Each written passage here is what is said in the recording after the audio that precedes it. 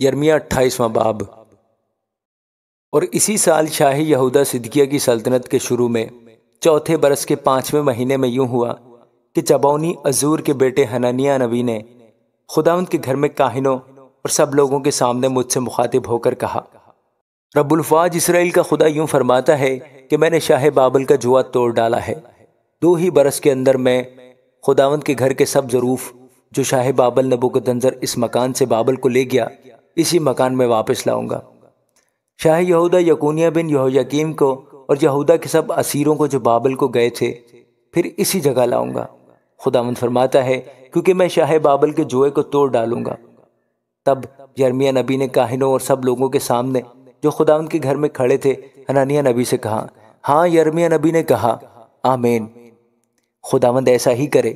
خداوند تیری باتوں کو جو تو نے نبوت سے کہیں پورا کرے کہ خداوند کے گھر کے ظروف کو اور سب اسیروں کو بابل سے اس مکان میں واپس لائے۔ تو بھی اب یہ بات جو میں تیرے اور سب لوگوں کے کانوں میں کہتا ہوں سن۔ ان نبیوں نے جو مجھ سے اور تجھ سے پہلے گزشتہ زمانہ میں تھے بہت سے ملکوں اور بڑی بڑی سلطنتوں کے حق میں جنگ اور بلا اور وبا کی نبوت کی ہے۔ وہ نبی جو سلامتی کی خبر دیتا ہے، جب اس نبی کا کلام پورا ہو جائے تو معلوم ہوگا کہ فی الحقیقت خداوند نے اسے بھیجا ہے۔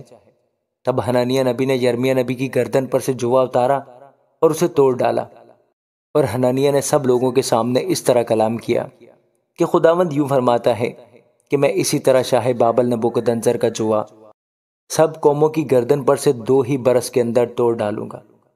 تب یرمیہ نبی نے اپنی راہ لی۔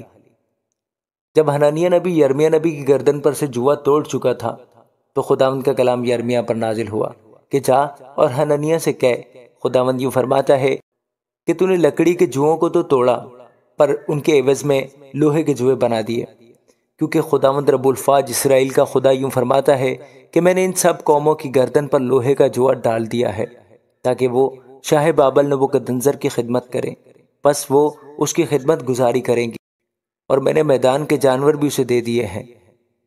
تب یرمیہ نبی نے حنانیہ نبی سے کہا، اے حنانیہ اب سن، خداوند نے تجھے نہیں بھیجا لیکن تو ان لوگوں کو جھوٹی امید دلاتا ہے، اس لیے خداوند یوں فرماتا ہے کہ دیکھ میں تجھے روئے زمین پر سے خارج کروں گا، تو اسی سال مر جائے گا، کیونکہ تو نے خداوند کے خلاف فتنہ انگیز باتیں کہی ہیں۔ چنانچہ اسی سال کے 7ویں مہینے حنانیہ نبی مر گیا۔ آمین۔